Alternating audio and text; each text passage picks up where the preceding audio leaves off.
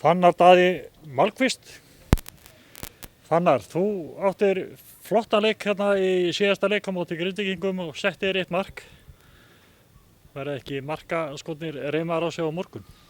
Ég ætla rétt að vona það. Það er gott að byrja tímabilið að skora. Ég hef ekki verið mikið markaskori upp á síðkastið. Fyrsta markið líka fyrir Þór. En svo vonandi verður bara fleiri mörk í sumar. Þú áttir flottan leik á móti Grindvíkingum og þannig að þú ert í toppformi. Já, ég er mjög góð bara formið sko, eins og við allir.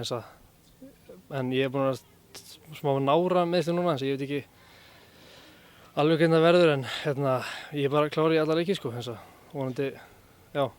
Veistu hvað við erum að fara að eiga við? Það er ekki nóg að segja Reyni Sandgerði, veistu, hefur þið kynnt eitthvað hvernig þeir eru? Nei, þeir eru þessi fínt þriðjöldarlið sko, þeir verða í topppartin þriðjöld og við hefum alveg sýnt það síðustu ára, við erum ekkert besta liðið vikunum minna heimavalli á móti lakari liðum, þess að það verður bara að taka þessu eins og allir aðra leiki.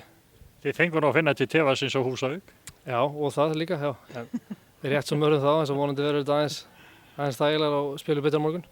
En engu að síður þótt svo að Reyni Sandgerði séu þannig að lakara lið eða síst skrifs, þá þurfum við að hafa fyrir hlutunum. Það þarf að spila og það þarf að vinna. Já, það þarf að gera það sko.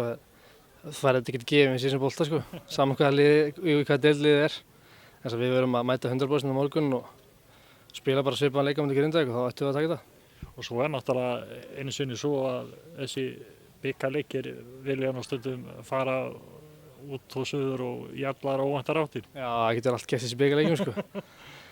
Við ætlum ekki að fara að prjóna upp á einhverju svoleiðis á morgun. Nei, það er bara sigur, ekkert annað. Svo bara næsta leik á sunnudaginn. Þú ert klár og liðið klárt? Já, það er við. Gangi vel. Takk.